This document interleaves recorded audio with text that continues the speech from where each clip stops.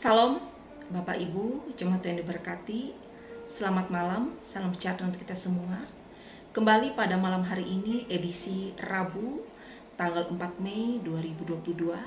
Kita boleh bersama merenungkan akan firman Tuhan sesuai dengan nas amanat gereja Kalimantan Evangelis yang diambil dari kitab Yesaya pada pasal 6 ayat 1 sampai dengan 8. Sebelum kita bersama merenungkan akan firman Tuhan ini, mari kita bersatu di dalam doa. Kita berdoa. Bapa Sorgawi dalam Yesus Kristus, kami bersyukur bahwa kehidupan yang kami jalani, Engkau Allah yang tetap menyertai. Dan saat ini kembali kami umat Tuhan hendak bersama merenungkan akan firman-Mu. Mari ya Bapa dan kuasa Roh Kudus-Mu, Engkau yang menuntun dan menyertai kami, sehingga firman yang kami renungkan dapat kami mengerti, pahami dan baik, dan tentunya berbuah di dalam hidup kami untuk mewartakan kasih Bapa.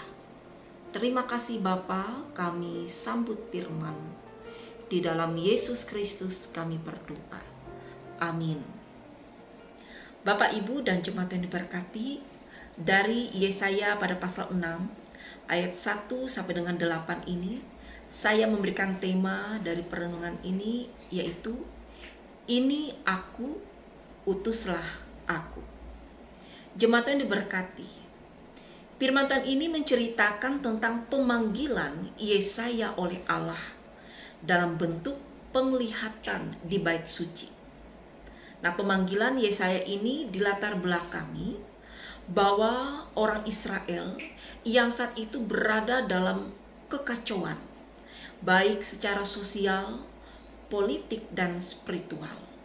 Dan mereka sedang berada dalam keterpurukan karena sibuk berperang dengan bangsa Asyur dan Babel.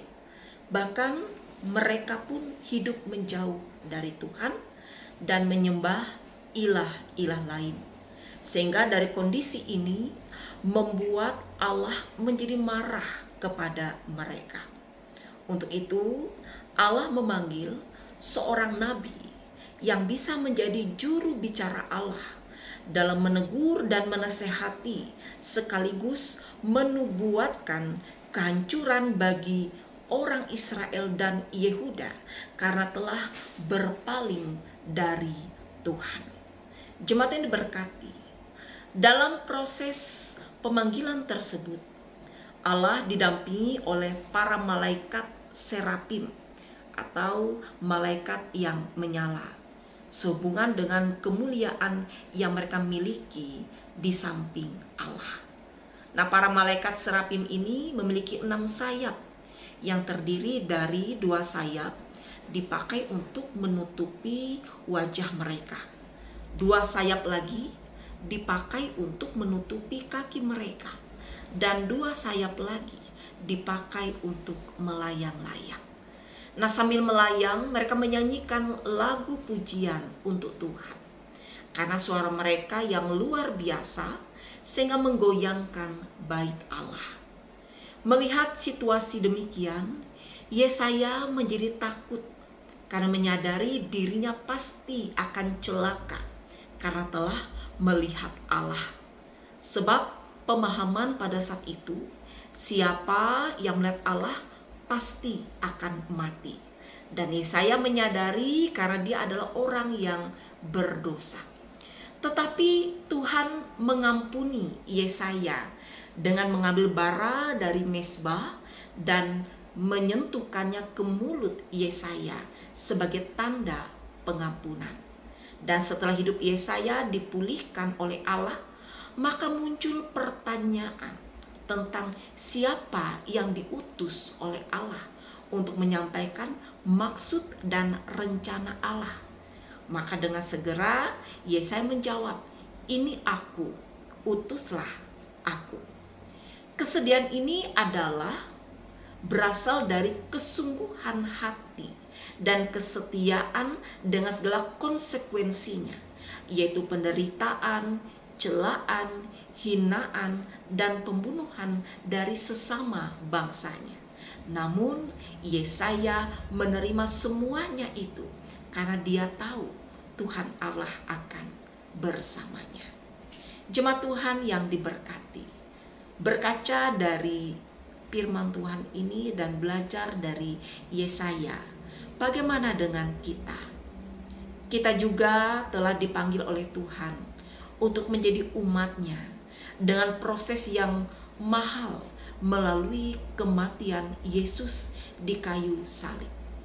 Tugas kita sekarang yang telah menerima keselamatan dan pengampunan dari Allah ialah memulai hidup baru di dalam Tuhan dengan menjadi saksi-saksi Tuhan di tengah-tengah dunia melalui seluruh aspek kehidupan kita dengan menjadi garam dan terang dunia.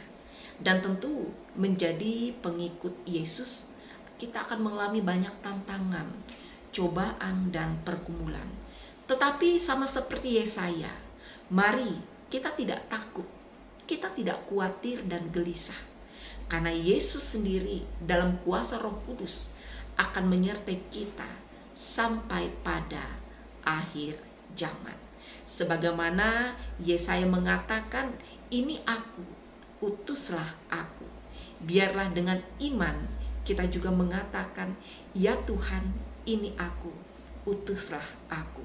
Dengan kesetiaan kita, dengan sukacita kita untuk mengabarkan Dia di dalam kasih-Nya. Tuhan Yesus memberkati kita. Amin. Mari kita kembali berdoa. Tuhan, terima kasih kami boleh mendengarkan akan firman-Mu. Menjadi kesukaan kami Tuhan, bagaimana Yesaya meski dalam kekurangan dan keterbatasannya, ia menyadari ketika Allah memanggilnya dan Engkau mengutusnya, maka ia memberi dirinya untuk diutus melayani Tuhan, mewartakan kasih Allah, meski konsekuensinya penderitaan, hinaan, celaan. Tetapi Yesaya tidak takut, karena ia yakin Allah Bapa yang menyertainya.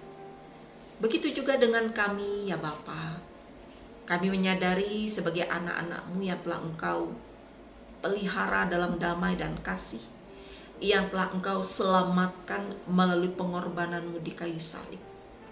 Kami juga diutus, kami juga dipakai untuk mewartakan shalom Allah, kasih setia Allah, kebaikan Allah di dalam hidup kami.